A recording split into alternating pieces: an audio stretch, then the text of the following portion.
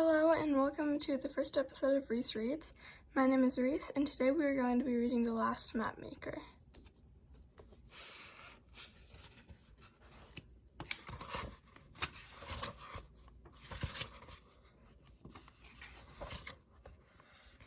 A Golden Morning. I must have looked like all of the other assistants standing in line waiting for breakfast that morning at the Three Onions Cafe. We all wore the same starched white shirts, gray trousers, and stiff black cotton aprons with deep pockets.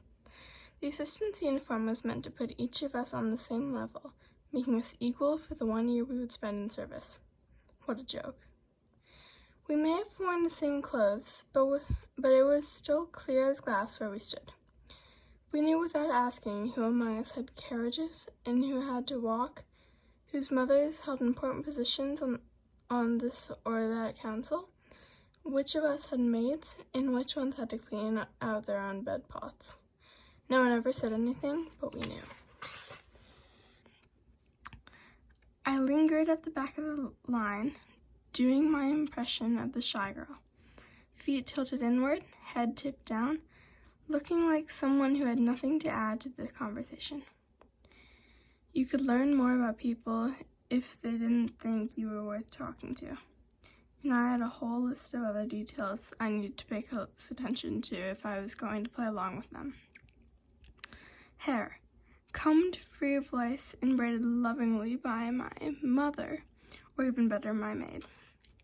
Fingernails, cleaned out and filed. Shoes, the right kind, purchased from the right shop, shined and with nothing icky sticking to the soles. Spine, held straight as if I were proud of where I came from and had a bright future to look forward to. Crumble. I coughed to mask the sound of my growling stomach. A full belly was the one thing I couldn't fake, and coming to the Three Onions in the morning only made the grumbling worse. The steam in the wood-paneled restaurant smelled of fresh onions, chopped garlic, and green herbs. It took real effort not to stick out my tongue and lick the air. Something felt different from other mornings, though. The kids in line were chattier than usual. A tall assistant leaned her elbow on the counter, while the others pressed in close, hanging on to her word. I called her Tippy because of the way she tipped her head back to look down at the rest of us. I didn't know much about her, except that she worked for a master pastry chef near the Temple Square. Tippy had always been popular and pretty, but that morning she was glowing. She laughed and smoothed her long braid over her shoulder. The light from the cafe windows bounced off something golden and shiny at her wrist. So that was it. A lineal. A pang of jealousy worked its way into my empty stomach. She must have turned 13 the day before.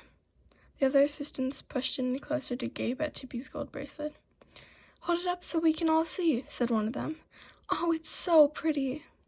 The others oohed and awed as Tippy held up her wrist and gave the bracelet a little jangle. "How many links is that? 5? Asked another girl, unable to hide the envy in her voice. That spring, she had been the first among us to get her lineal. She touched it now self-consciously, 4 golden loops hanging from a brooch pinned to her blouse. Tippy answered a little too loudly. "Actually, it's 7. Everyone murmured and pressed in closer to count the golden rings of her bracelet for themselves.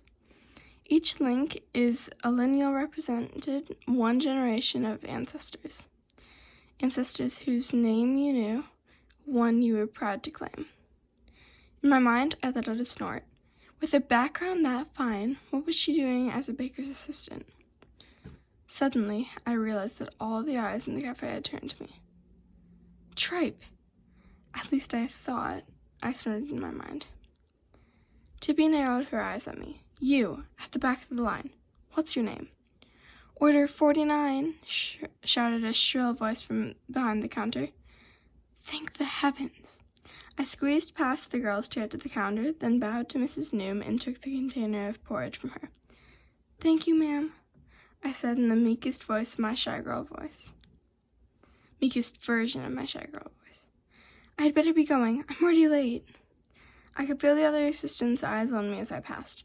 I knew they were sizing me up. They couldn't look down their noses at me until they figured out which rung of the ladder I stood on. And what if they knew the truth, that I wasn't even on the ladder? That in a few months, when I turned 13, there wouldn't be so much as a cake and crumble, let alone a lineal celebration. I had no proud family line, no noble ancestor.